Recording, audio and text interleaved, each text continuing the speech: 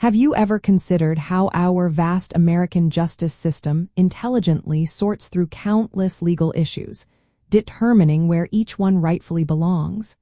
It is a complex dance between different levels of government, each with its own specific stage for legal matters.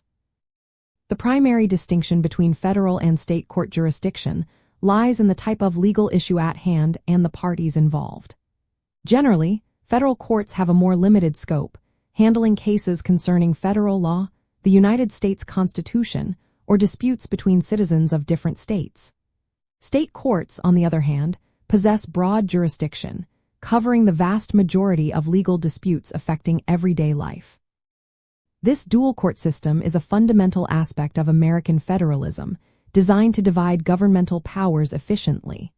Federal jurisdiction primarily stems from two main categories.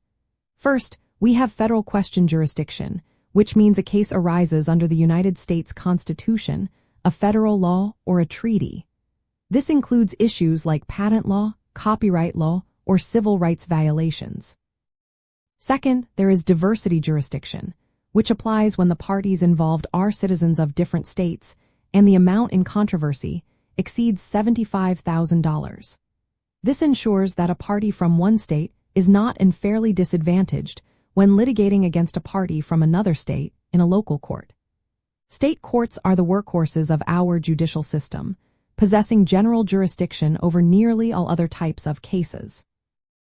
This includes family matters like divorce and child custody, probate disputes, contract disagreements, personal injury claims, and the vast majority of criminal prosecutions.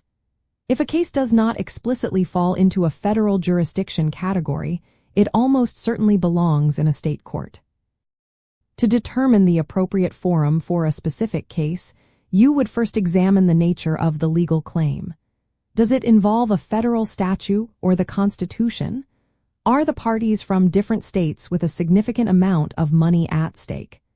Answering these questions helps identify potential federal jurisdiction.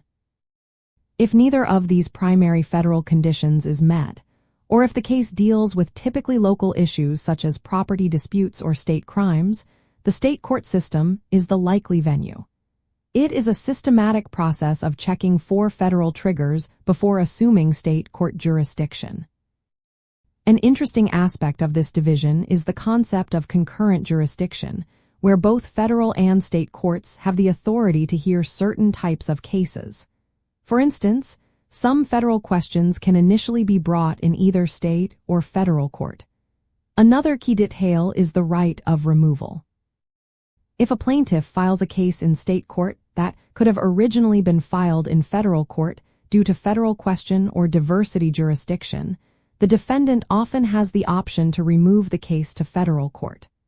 This strategic move can significantly alter the trajectory of a legal dispute. Mastering the distinctions between federal and state court jurisdiction provides a clearer understanding of our nation's judicial architecture. It equips you with the knowledge to identify the proper legal arena for various disputes, underscoring the careful balance of power and responsibility within the American legal system. This insight is essential for anyone seeking to truly grasp the fundamentals of judicial process and authority.